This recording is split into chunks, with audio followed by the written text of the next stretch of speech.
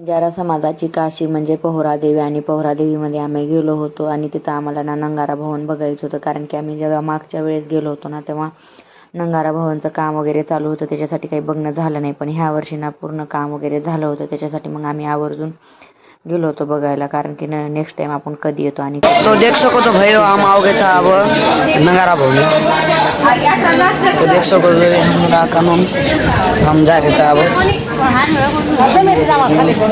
हमार भाई भाई उड़ देख सको जो हम जा रहे अब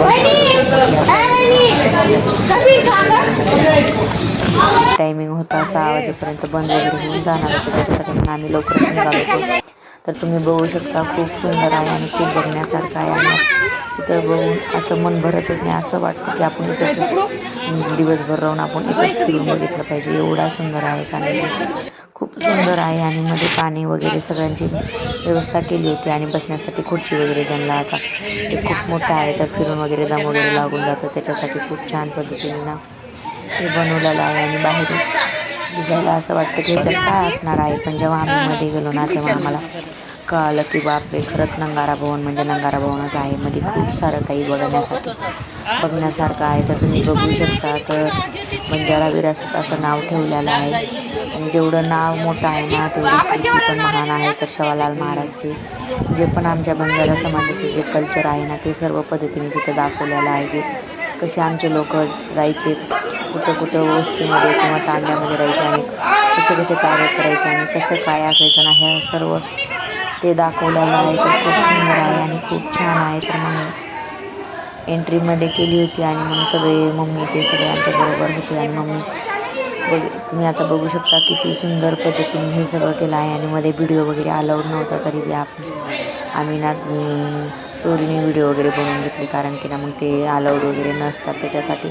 तर छानसे वगैरे फोटो वगैरे काढले आणि खूप सुंदर वगैरे असं म्हणजे किती बघून आपलं मन भरत नाही, इतका सुंदर आहे. तर बघू शकता तुम्ही किती सुंदर आहे. तर सगळं दाखवलेलं आहे तिथं आपले जे जे होताना ते सर्व पद्धतीने तिथं दाखवलं आहे. तर तुम्ही बघू शकता इथे जेवढे पण आपले राजकीय नेते वगैरे आहे यांचे सगळ्यांचे अशी मूर्ती वगैरे बनवलेली आहे. तर बघा किती सुंदर दिसते. आणि इथे शिवालाल महाराज आमचे बापू वसंतराव नाईक साहेब यांचे सगळ्यांचे पुतळे बनवलेले आहे आणि खूप सुंदर आहे.